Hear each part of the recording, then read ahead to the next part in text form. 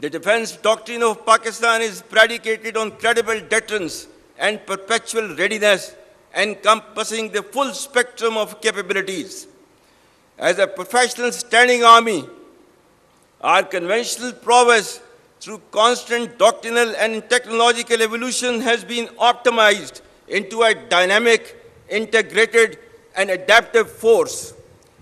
You should all understand the need for intellectual readiness and technological advancements, embrace innovation, lifelong learning, and adaptability to meet modern threats.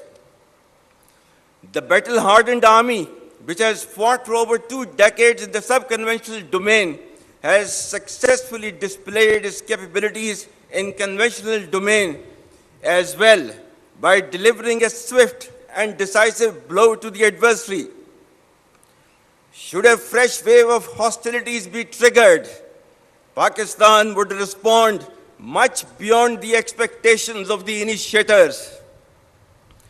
With diminishing distinction between combat and communication zones, the reach and lethality of our weapon systems will shatter the misconceived immunity of India's geographic vastness. The deeply hurting retributive military and economic losses inflicted will be much beyond the imagination and calculations of the perpetrators of chaos and instability. I advise and firmly caution the Indian military leadership that there is no space for war in a nuclearized environment.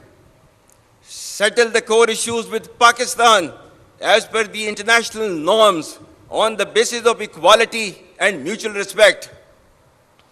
We will never be intimidated nor coerced by your rhetoric and shall respond decisively beyond proportions to even a minor provocation without any qualms.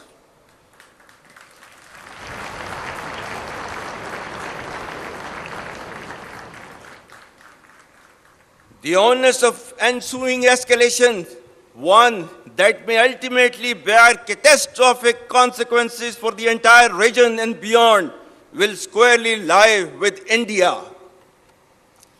Dear cadets, ladies and gentlemen, the world is witnessing increased fragility and volatility with a discernible shift towards violence as an instrument for attaining political objectives. Amidst the chaos, Pakistan has successfully emerged as a net regional stabilizer in our region. Our relations with key global and regional powers, particularly Muslim countries, have further strengthened. Pakistan has persistently proven to be a key contributor towards peace and stability in the region and beyond.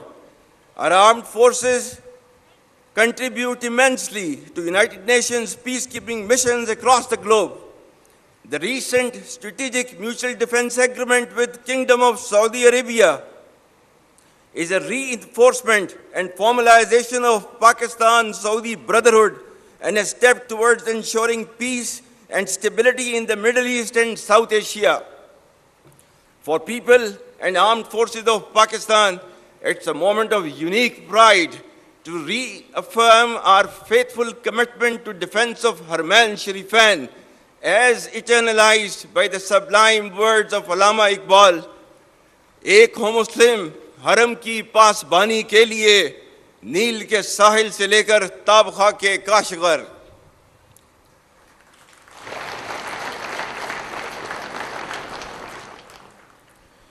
Pakistan has also made humble contributions towards peaceful steering of the negotiations with Iran.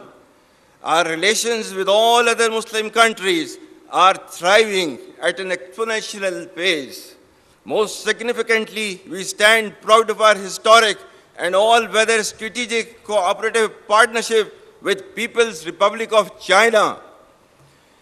Re-energization of strong and growing relations with the United States of America is an encouraging and welcome development. President Trump's personal efforts and strategic leadership to bring peace to multiple conflict-prone areas of the world are really praiseworthy. We will further nurture these relations with key global and regional players for the interest of peace, security, and development.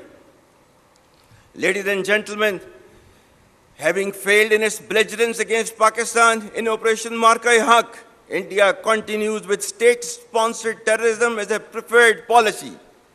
Our adversaries' use of Fitna al-Hind and Fitna al-Khawarij as hired guns exposes its cowering, hypocritical, and heinous face to the world.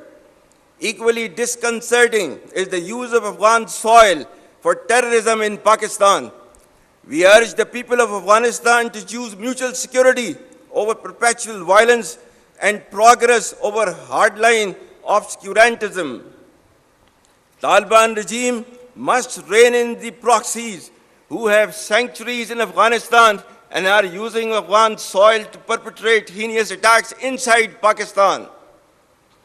The law enforcement agencies and the armed forces, with the support of the brave people of Pakistan, particularly of Khyber Pakhtunkhwa and Balochistan, will surely defeat this menace as well. Be rest assured that, like our victory in the conventional domain, every state proxy of our neighbor will be razed to dust, inshallah.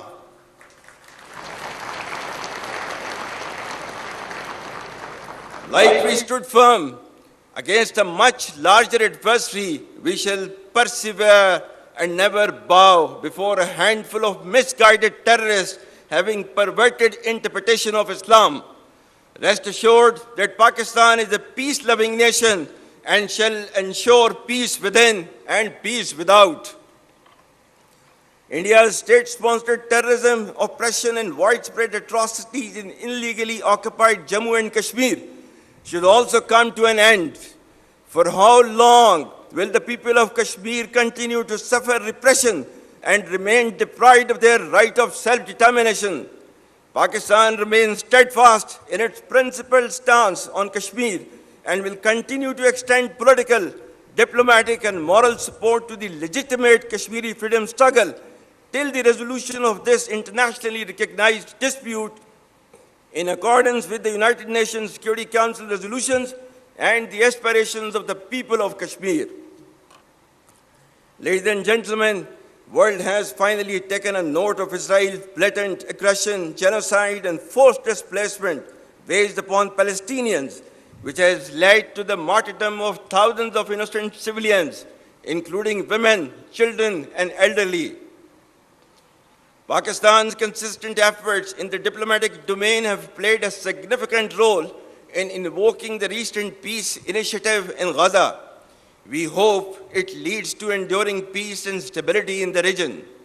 Pakistan expects the ceasefire to continue, followed by a smooth flow of humanitarian relief and reconstruction of Gaza for its people to be able to live peacefully in their homeland.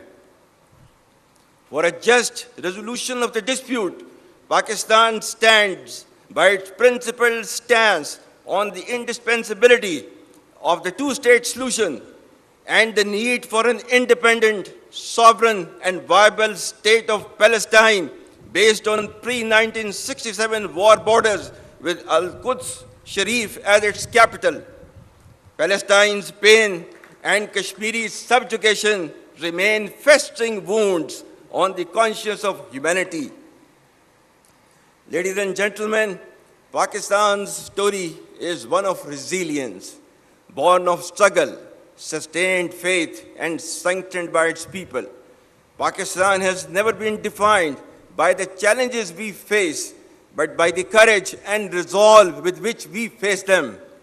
Despite challenges, it has gradually but surely started to regain its rightful place in the Committee of Nations as a responsible state with immense significance and potential.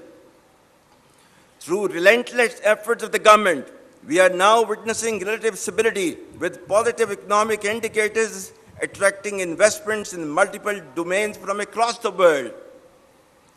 The treasures hidden beneath our land for decades have started to surface as a silver lining for our bright future. Our vibrant youth, filled with talent, is making marvels in multitude of domains. The armed forces of Pakistan acclaim highest respect from nations across the world.